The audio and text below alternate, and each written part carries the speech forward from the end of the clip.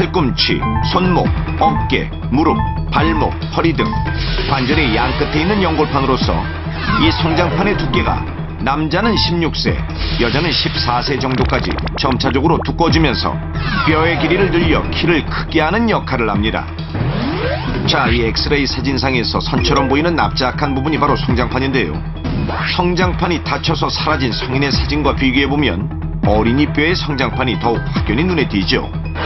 그런데 이러한 성장판은 물렁뼈처럼 매우 약한 조직이라 생각보다 쉽게 다칠 수 있다는 사실을 알고 계셨습니까? 우리나라 전체 어린이의 약 20%가 골절사고로 다치고 있는데 어린이 골절 환자 5명 중 1명은 성장판을 다칠 정도. 즉 넘어지거나 부딪히는 등의 사고로 뼈가 부러질 때 성장판까지 함께 손상되는 경우가 많다는 것. 심지어 뼈는 멀쩡한데도 성장판만 손상되는 경우가 발생하기도 합니다.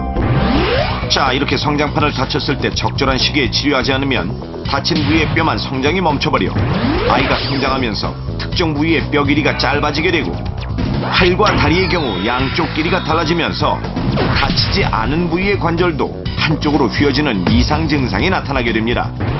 이게 심해지면 몸의 전체적 균형이 비뚤어지며 허리까지 휘는 전신 기형이 되며 자연히 키도 크지 못하는 성장장애가 일어나기도 한다는 것. 따라서 최대한 빨리 치료를 시작하는 게 무엇보다 중요한데, 자, 그런데 문제는 대부분의 사람들은 성장판이 손상돼도 손상됐다는 사실을 잘 모른다는 겁니다. 그 이유는 이렇습니다. 첫째, 성장판이 손상된 직후에는 엑스레이상으로는 잘 보이지 않을 수도 있고 적절한 치료를 하더라도 대부분 다친 후 6개월에서 1년이 지나야 후유증이 발생하기 때문에 모르고 넘기는 경우가 많을 수밖에 없죠. 두 번째 이유는 앞선 재연에서 본 것처럼 아이가 통증을 호소하더라도 심하지 않은 이상 성장통으로 오해하는 부모들이 많다는 건데요. 엄마, 나 허벅지 여기가 자꾸만 아파. 너 키 크려고 그러는 거야. 여기 닮으신 괜찮아. 거죠?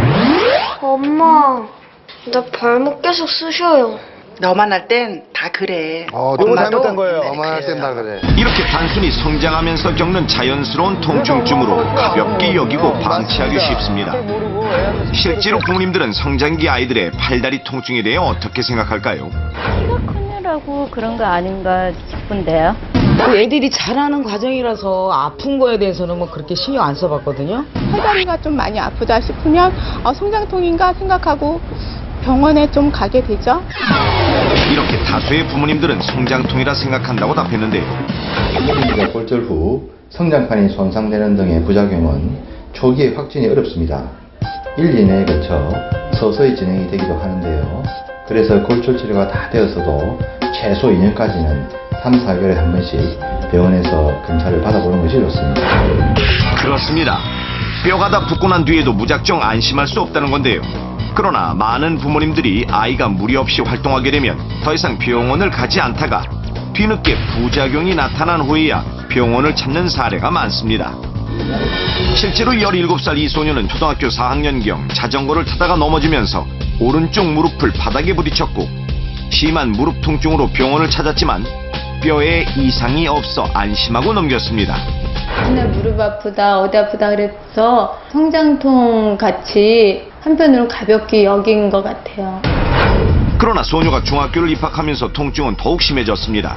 내가 초등학교 때부터 달리기를 좋아하고 또 육상대회도 많이 나가고 좋은 성적을 많이 거뒀기 때문에 운동을 많이 해서 좀 다리가 아프다라고 생각을 했어요.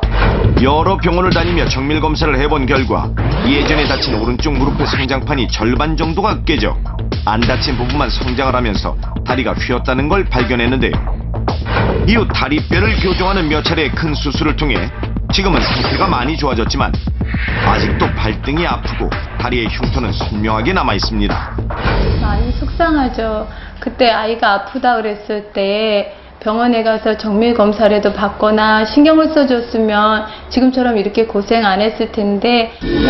이처럼 우리 아이들의 성장을 위협하는 성장판 손상. 자, 그런데 정형외과 선생님들이 뽑는 성장판을 다치게 만드는 대표적인 운동이나 동작들이 있다고 하는데요. 축구와 같은 신체 접촉이 많은 운동을 들 수 있겠죠. 실제로 성장판을 다쳐서 병원을 찾아오는 어린이들 중 대부분은 축구를 하다가 다쳐서 온다고 합니다. 다른 아이의